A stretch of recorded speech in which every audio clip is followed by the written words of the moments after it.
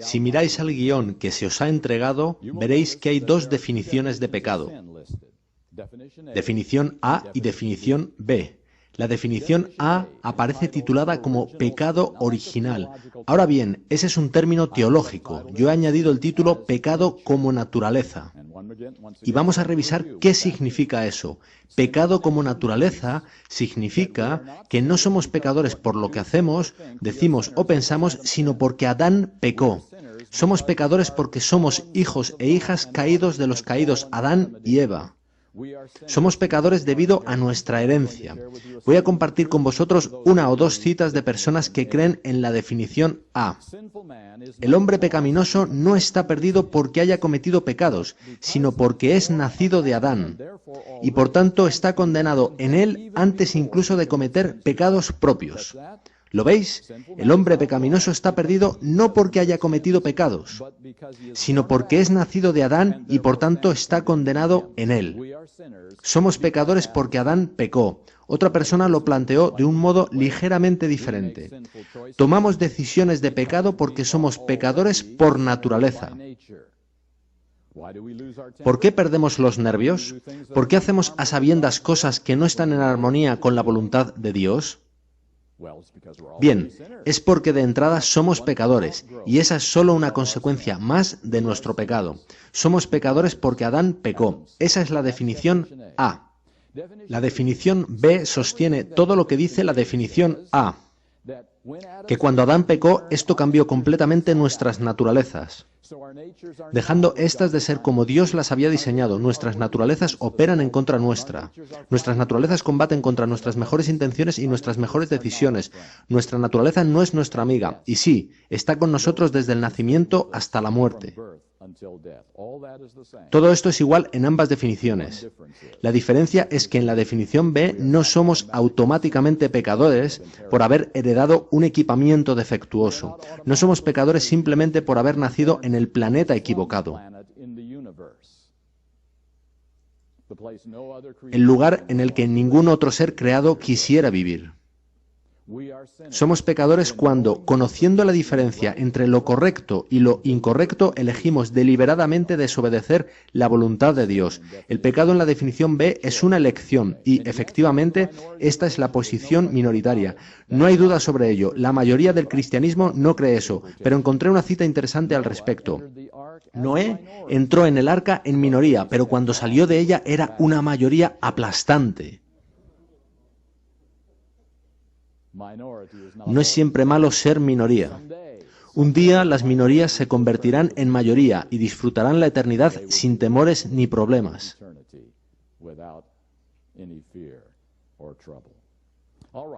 Así que tenemos dos opciones, pecado original o bien pecado como elección. Si os disteis cuenta, dije que el mal y la culpabilidad son cosas diferentes. ¿Cuál es la diferencia?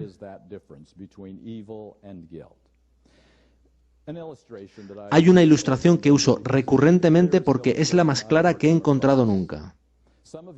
Algunos de vosotros tendréis un perfecto ejemplo de esta diferencia en vuestros propios hogares. Tenéis un animal que llamáis mascota. Cuando os fijáis en detalle en este pequeño animal, realmente comenzáis a preguntaros cómo pudisteis elegirlo como mascota. Pues tiene un problema llamado doble personalidad. Por un lado, vuestra mascota es cálida y afectuosa. Se frota contra vuestras piernas, duerme en vuestro regazo. Es simplemente el gatito más cariñoso que jamás hubieseis deseado.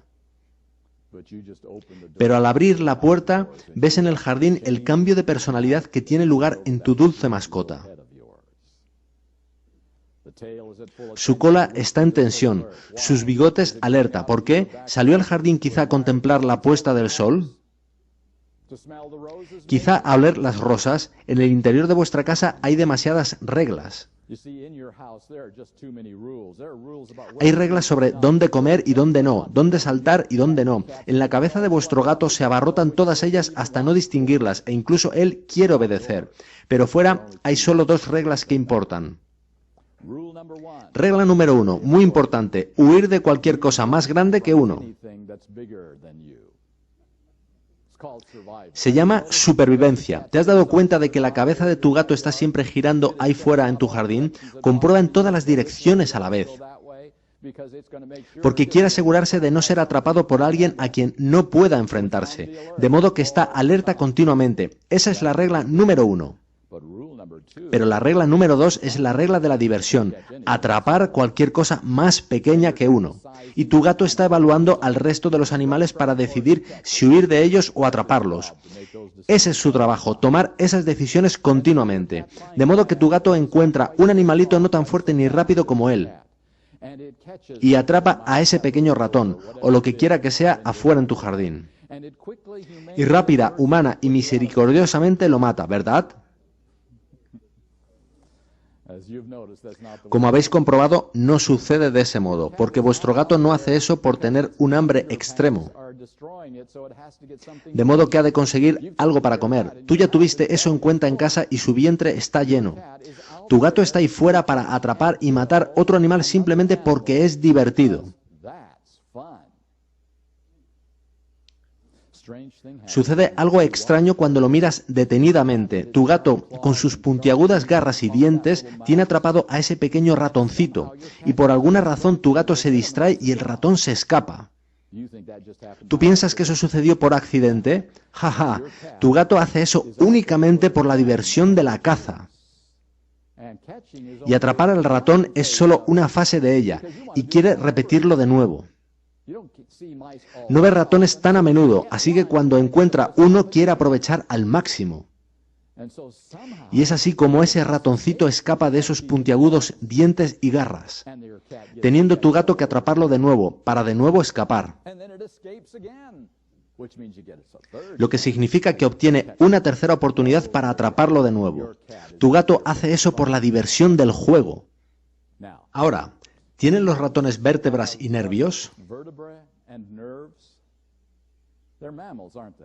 Son mamíferos, ¿verdad? Y todos los mamíferos tienen terminaciones nerviosas. Entonces, ¿sienten dolor los ratones? Seguro que sí.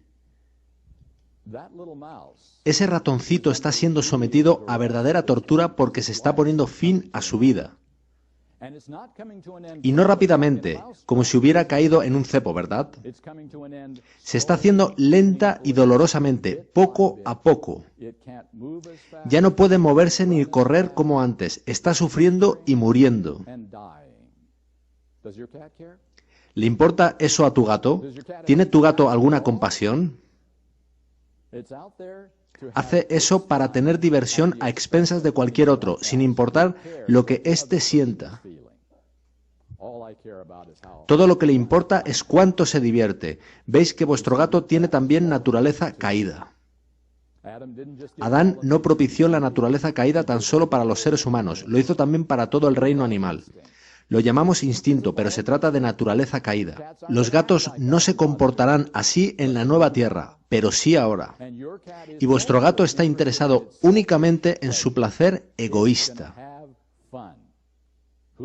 ¿A quién le importa a los demás? ¿A quién le importa quien sufra? Todo ello lo has podido ver en tu jardín. Y quizá otro día tu dulce y amoroso gatito aparece con plumas sobresaliendo por toda su boca, esperando ser felicitado por el buen trabajo hecho en el jardín, deshaciéndose de uno más de esos desagradables pajaritos cantores que atestan el vecindario.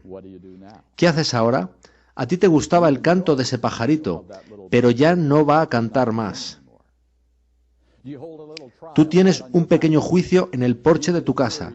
Tienes un jurado para dictaminar inocente o culpable. Tienes una celda preparada para el caso de que el veredicto sea culpable. Por supuesto, no haces ninguna de esas cosas. Lo que haces es regañar un poquito a tu gato, cepillarlo para quitarle las plumas y dar la bienvenida en su vuelta a casa a ese pequeño criminal, como si nada hubiera pasado. Lo que acabas de hacer en el porche de tu casa es distinguir entre el mal y la culpabilidad. Te diste cuenta de que lo visto en tu jardín fue el mal. No es parte del plan de Dios, sino consecuencia del pecado de Adán. Pero no atribuyes culpa a tu gato porque consideras, que en ese pequeño cerebro aparentemente no hay espacio para algo que llamamos conciencia, que es una distinción entre lo correcto y lo incorrecto, independientemente de las apetencias egoístas. Y tu gato simplemente no tiene esa capacidad. Todo lo que él sabe es cómo sobrevivir en este mundo, y su instinto le dice que debe salir y matar una presa. Y tú te das cuenta de ese mal acaecido en tu jardín, pero no le atribuyes culpa. Y a eso me refiero con distinguir entre el mal y la culpabilidad. Esto es muy importante en la comprensión de qué es pecado. Y la mayoría de los cristianos no entienden esto. Así que, por favor, tomad vuestras Biblias e id conmigo al primer texto listado, que es Génesis 2:17.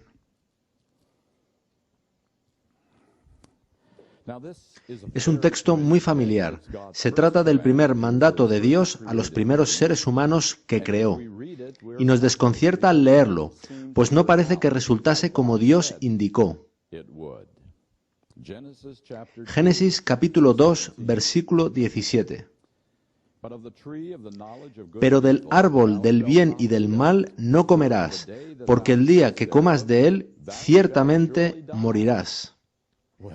Bien, ellos comieron del fruto y no murieron, no en los siguientes 900 años. De modo que nos preguntamos qué quería decir el texto, pues nos desconcierta. Bien, descubrámoslo en Apocalipsis 13:8, que podrá darnos luz en este dilema.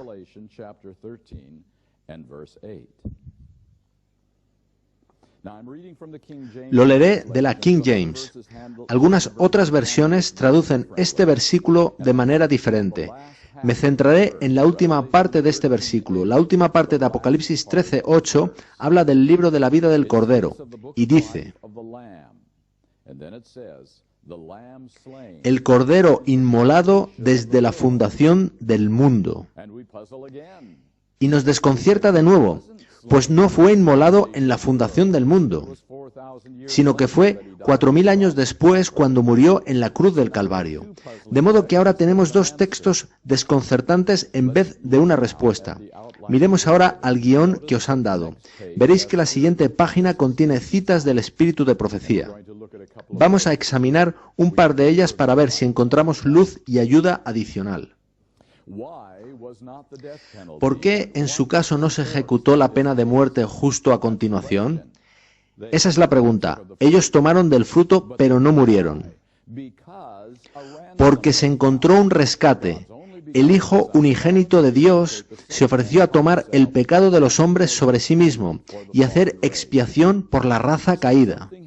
Así que sucedió algo que cambió la sentencia de muerte ese día. Fijaos cómo sucedió. En el mismo instante en que el hombre aceptó las tentaciones de Satanás e hizo justo lo que Dios le dijo que no hiciera, Cristo, el Hijo de Dios, se erigió entre vivos y muertos diciendo: que el castigo recaiga sobre mí, yo tomaré la posición del hombre, él tendrá otra oportunidad. Nos estamos acercando a la respuesta. Daos cuenta de una cosa. Dios no espera a que Adán y Eva vuelvan a él de rodillas diciendo: lo hemos echado a perder, no sabemos qué hacer, ayúdanos. Ellos ni siquiera conocen la gravedad del problema en ese momento. Fijaos en que en el mismo instante en que el pecado entra en escena, Dios está ahí. Nuestro Dios no espera, sino que se anticipa. Él nos busca mucho antes de que lo busquemos nosotros. Y fijaos también en que Jesús no pregunta si Adán desea que Él entre en escena. Jesús lo hace bajo su propia iniciativa, justo en el instante en que peca Adán. ¿Por qué? Porque la raza humana se encuentra justo en ese momento en extremo peligro. Las promesas de Dios nunca fallan. Dios dijo: el día en que comas, dejarás de existir. Y la raza humana, esa raza que Dios creó a su propia imagen, es decir, tú y yo, y todo aquel que ha vivido en algún momento en el planeta Tierra, está en extremo peligro de dejar de existir debido a la decisión de Adán. Y Jesús interviene para sofocar la crisis, y afirma que el único modo de sofocar la crisis es que Él tome el lugar de Adán y recaiga sobre Jesús la pena de muerte que merece Adán. Y tomando el lugar de Adán, la raza humana continuará viviendo y tendrá una segunda oportunidad de vida eterna. Eso es lo que sucedió en el jardín del Edén hace 6000 años. ¿Estás agradecido por ello? ¿Veis que Dios amó tanto a la raza humana que Él estuvo dispuesto a permitir que su propio ser, en la forma de Jesucristo, se convirtiera en el sacrificio, de forma que la raza humana pudiera elegir de nuevo para vida eterna? Ahora, eso no vale solo para nosotros, vale para cualquier ser que haya vivido nunca, también para los que nunca han escuchado el nombre de Jesucristo o han odiado su nombre. Están vivos y tienen una oportunidad de vida eterna gracias a lo que Jesús hizo aquel día. Él es el Cordero inmolado desde la fundación del mundo. Las promesas de Dios nunca fallan. Fijaos en el siguiente párrafo. Dice lo siguiente: tan pronto como hubo pecado, hubo un Salvador. Tan pronto como pecó Adán, el Hijo de Dios se presentó a sí mismo como garantía para la raza humana, con tanto poder para sofocar la condena pronunciada sobre el culpable como cuando murió en la cruz del Calvario. De modo que, en el mismísimo instante en que se produce el pecado, aparece un Salvador. Ni siquiera hay que esperar al arrepentimiento, pues Jesús interviene como Salvador para salvar a la raza de la extinción antes incluso de que ésta conozca la gravedad del problema. Así que nuestro Salvador interviene justo ahí de manera notable. Y en resumen, es eso por lo que no creemos en la definición A, pecado original, porque el pecado original dice que, a pesar de lo que hizo Jesús en el jardín del Edén, a pesar de lo que hizo en la cruz del Calvario, aún estoy pagando por el pecado de Adán. Aún estoy condenado debido a Adán. Ahora, cuando Jesús paga por algo, ¿qué pensáis? ¿Queda saldado o yo he de pagar un poco más? Si Él ya pagó por el pecado de Adán, entonces, ¿qué hago yo pagando por lo mismo? Eso no tiene sentido. Ahora, ¿podrían Adán y Eva haberse perdido aun después de que Cristo pagó por haber comido del árbol prohibido? Nosotros conocemos bien lo que sucedió a Caín y Abel, ¿verdad? Dios dijo: puesto que es tan grave lo que habéis hecho, voy a demandaros hacer algo que realmente va a doleros. Voy a pedirte que tomes un cordero inocente y que con tu propia mano le quites la vida y que observes la sangre cayendo desde su cuello, para que entiendas la gravedad de tu pecado y la cuantía del remedio necesario, lo mucho que costará. ¿Qué dijo Abel a eso? Si ese es tu deseo, así lo haré. ¿Qué dijo Caín? Ese no es mi problema, sino de mis padres. Yo no organicé este problema. Yo no tengo por qué traer un cordero. De hecho, yo no cuido corderos. Saldré al jardín y encontraré algún resto que pueda presentar como ofrenda. ¿Por qué se perdió Caín? Porque rechazó el remedio. Le dio la espalda a la solución. Él rechazó la cruz. Y podemos perdernos hoy en día del mismo modo, rechazando el remedio. ¿Veis que la definición A, pecado original, sostiene que todo bebé nace en un tobogán que desemboca al infierno, de modo que hay quien afirma que la solución es bautizarlo rápidamente, de modo que no acabe en el infierno en caso de morir al poco de nacer? Sin embargo, yo creo que todo bebé viene a este mundo encarando la cruz de Jesucristo. Ese bebé está vivo gracias a la cruz de Jesucristo. Ese bebé tiene una oportunidad de vida eterna gracias a la cruz de Jesucristo.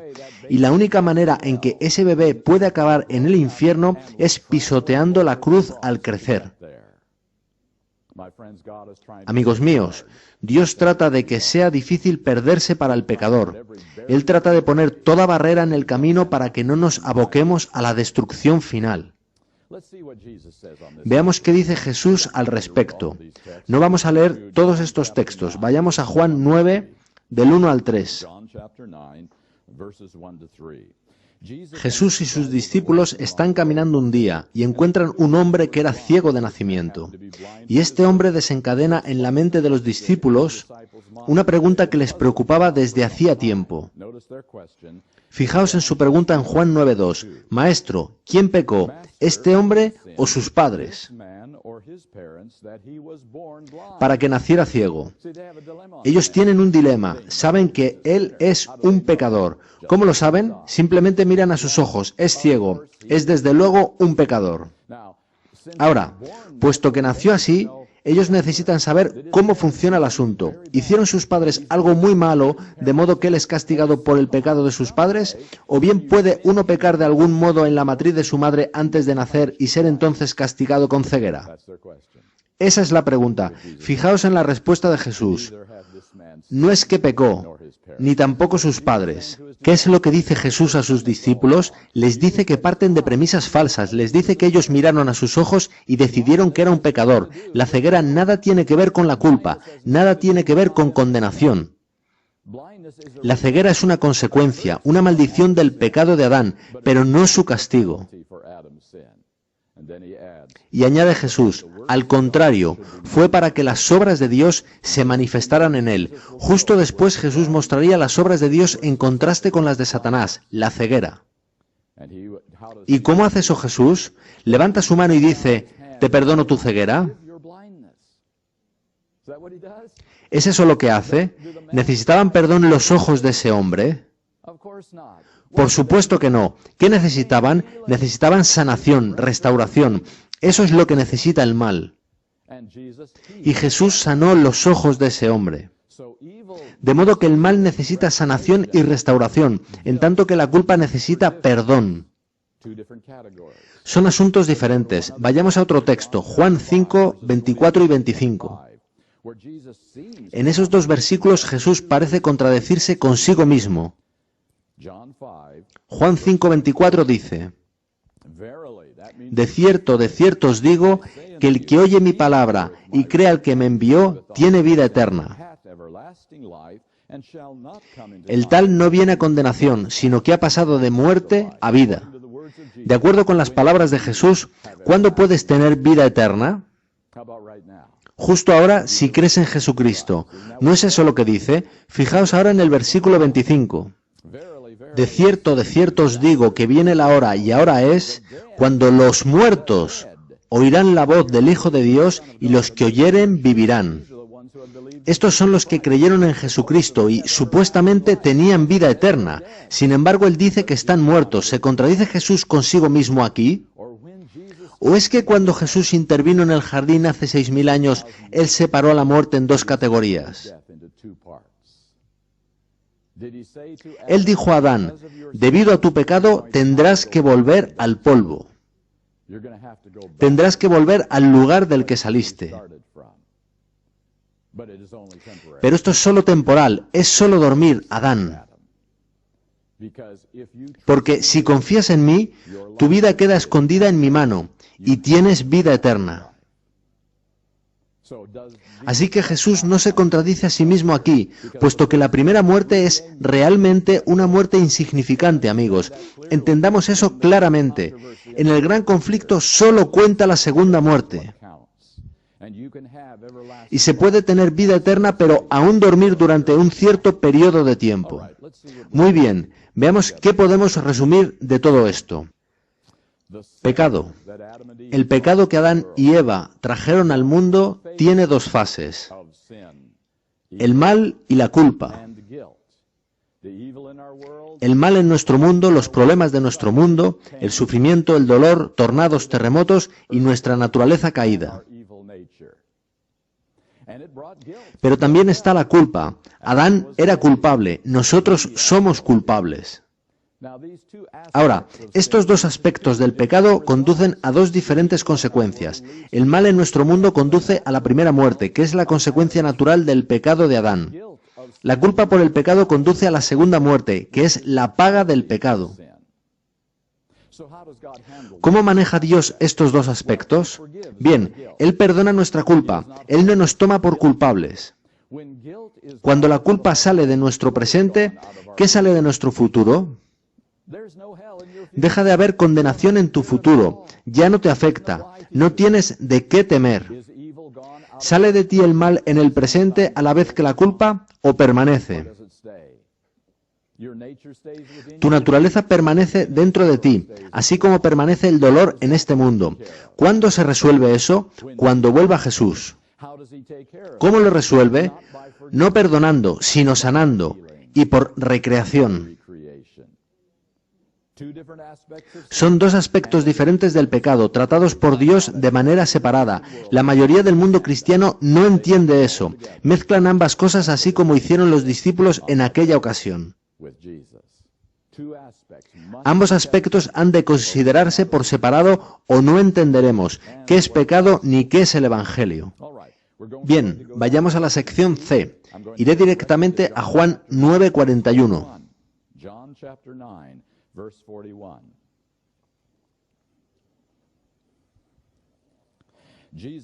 Jesús está hablando a los fariseos y Él les dice: si fuerais ciegos, lo que significa si fuerais ignorantes, no tendríais pecado. Pero ahora, puesto que decís vemos, vuestro pecado permanece. ¿A qué asocia Jesús aquí el pecado? Muy claramente a algo llamado luz, conocimiento, comprensión y una elección basada en esa luz. ¿Nacieron los fariseos con la misma mala naturaleza que nosotros?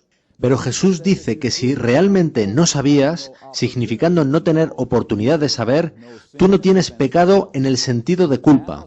Pero si has tenido luz, sabiendo cuál es la verdad y la rechazas, tu pecado permanece. Pienso que lo deja muy claro. Id a Santiago 4:17. Pienso que es el texto más claro en toda la Biblia sobre este controvertido asunto. Santiago 4:17 no necesita un predicador, ni necesita un comentario. Solo necesita una detenida lectura. Por tanto, al que sabe hacer lo bueno y no lo hace, eso le es pecado. Al que sabe pero no obedece. ¿Sabe un bebé?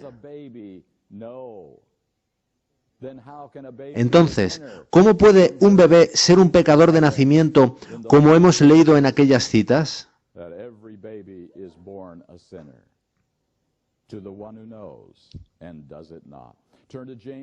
Id ahora a Santiago 1, 14 y 15. Es la definición más clara de tentación que he encontrado en la Biblia. Y, lo creáis o no, la mayoría de cristianos no entienden la diferencia entre tentación y pecado. Comprobadlo vosotros muy cuidadosamente, aseguraos de conocer la diferencia. Tentación en el versículo 14, pero cada uno es tentado cuando es atraído y seducido por su propia concupiscencia. La palabra concupiscencia significa deseo por cualquier cosa que no está en armonía con la voluntad de Dios. Cubre muchas categorías. Y dice su propia concupiscencia, por tanto sale de su propia naturaleza. Por tanto, este deseo, que es un mal deseo, sale de nuestras propias naturalezas. Y somos atraídos hacia él, tentados por él. Veis que en este mundo de pecado, para que algo constituya una tentación, ha de tener dos partes. Cuando veis el telediario de la noche, ¿os sentís personalmente interesados en probar al menos una vez todo lo que veis y oís tan solo para comprobar cómo sentiríais? La respuesta es no. Ves cosas que no harías ni por todo el dinero del mundo. ¿Has sido tentado por eso? Ni remotamente te fue una tentación, ¿verdad? Tú sientes repulsión por ello. Sin embargo, obviamente hay quien sí es tentado por eso mismo, pues aparece en el telediario. Así que en este mundo de pecado, Satanás dispone de muchos estímulos, pues todos somos diferentes. Él espera que uno o dos de esos muchos estímulos lleguen a donde vivimos, nuestra propia naturaleza, y atraigan en nuestro interior a un corazón receptivo. Será atraído hacia ese estímulo, será tentado por él. Eso es tentación. Pero sabéis que el mundo cristiano afirma que eso es pecado. ¿Deberías ser atraído hacia eso? Por supuesto que no. ¿Es el mal atraído hacia eso? Claro que sí. Y por tanto ellos afirman que pecaste porque fuiste atraído y tentado por ello. Incluso aunque tu respuesta fuera no. El simple hecho de ser atraído es pecado. Eso es lo que dice la mayoría del mundo cristiano. Esa es la definición A. Pero ¿es eso lo que leímos? ¿Describía el pecado? No, describía tentación. El pecado está en el siguiente versículo, el 15. Luego, esa concupiscencia, después de haber concebido, da a luz el pecado. Son 4 pasos, pulsados por nuestra propia naturaleza, tentados por ella, concepción y alumbramiento del pecado. El pecado no aparece hasta los pasos 3 y 4.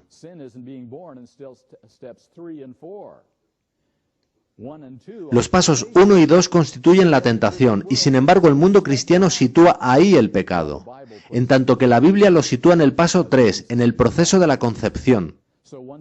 Así que el mundo cristiano ha confundido tentación con pecado, naturaleza caída con pecado, estado en el nacimiento con pecado, mientras que la Biblia afirma que no es así, que se requiere luz para que haya culpa, al rechazar la luz.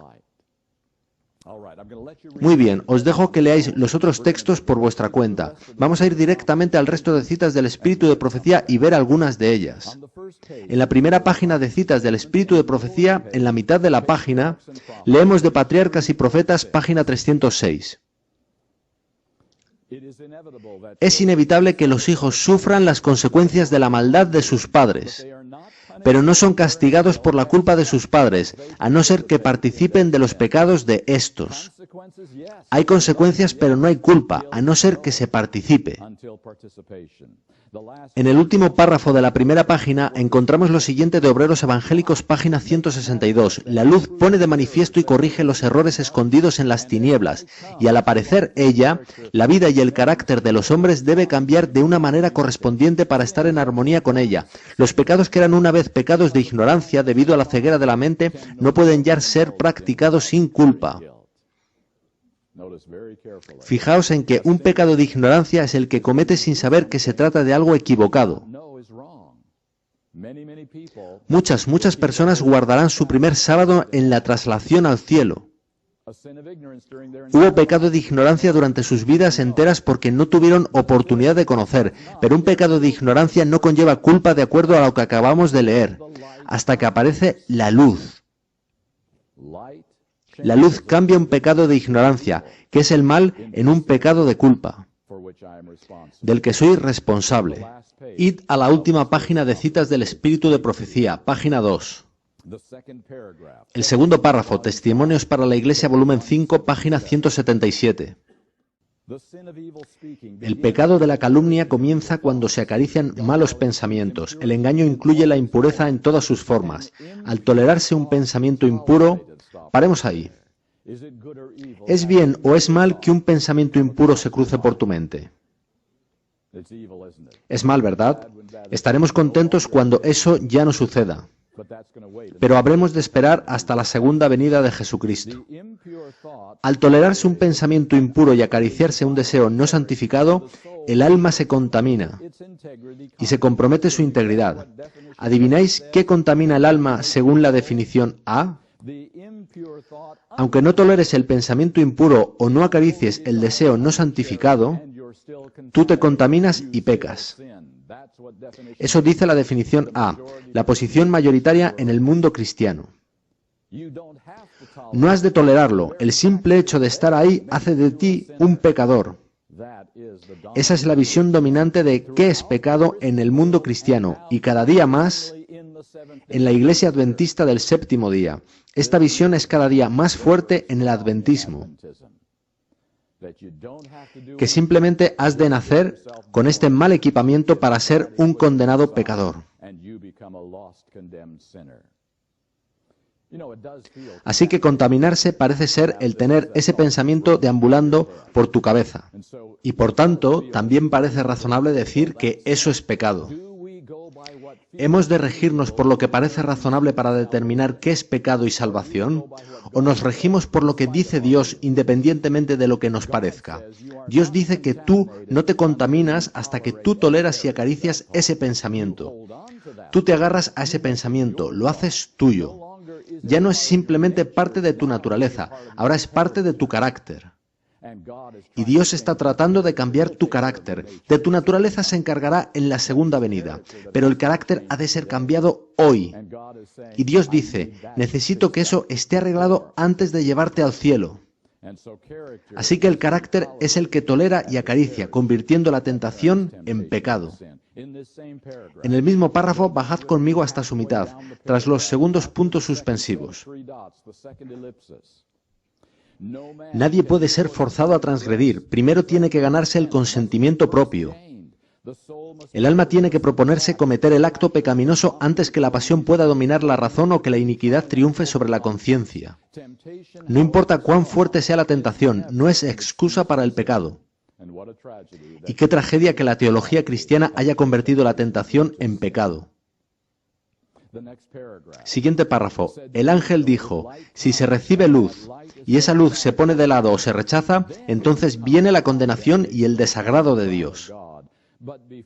Pero antes de que se reciba la luz no hay pecado, porque no hay luz que ellos puedan rechazar. Me pregunto simplemente si el idioma inglés podría ser más claro en este asunto que lo que hemos leído. Antes de que se reciba la luz no hay pecado, y sin embargo el mundo cristiano dice que antes de que se reciba la luz sí hay pecado, y somos tan culpables por el pecado de cómo nacemos como por el pecado de robar o mentir. Siguiente cita, me encanta. Hay pensamientos y sentimientos sugeridos y fomentados por Satanás que molestan aún a los mejores hombres, pero si no se los alberga, si se los rechaza por odiosos, el alma no se contamina con la culpa y nadie recibe la mancha de su influencia. ¿No alabáis a Dios por su misericordia? Él sabe que estamos atrapados en una mala situación.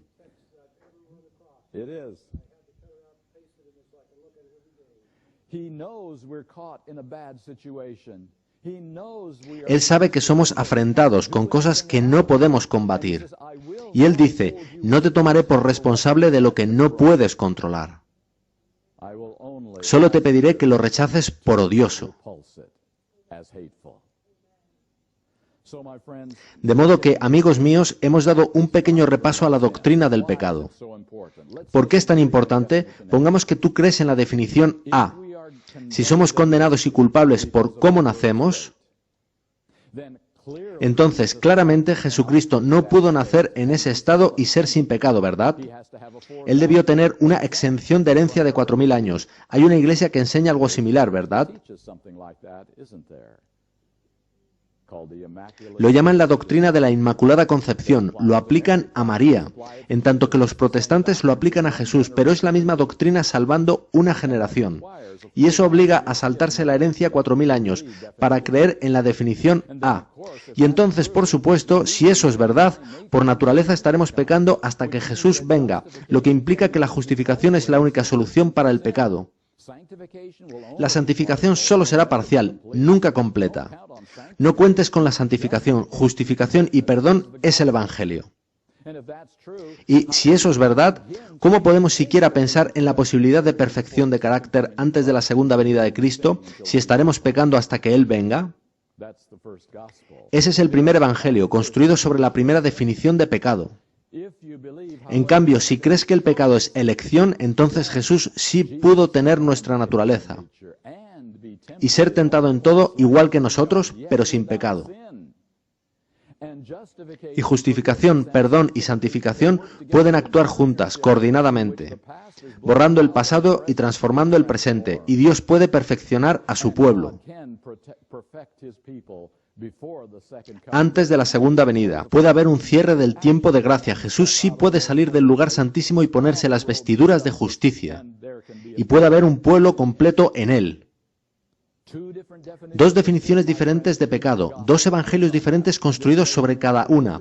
Esta puede ser una de las decisiones más importantes que tomáis en toda vuestra experiencia religiosa. ¿Qué es el pecado? Porque dos evangelios diferentes surgen de esa pregunta. Y amigos míos, no existen dos evangelios diferentes. Está el evangelio de Jesucristo y hay una falsificación de ese evangelio, así como hay una falsificación del día de adoración. Y Satanás está teniendo más éxito dentro de la iglesia adventista del séptimo día con su evangelio falsificado que con ninguna otra falsificación que haya concebido nunca. Está extendiéndose por nuestra querida iglesia. Necesitamos saber qué creemos, por qué lo creemos y qué es verdad en contraste con el error.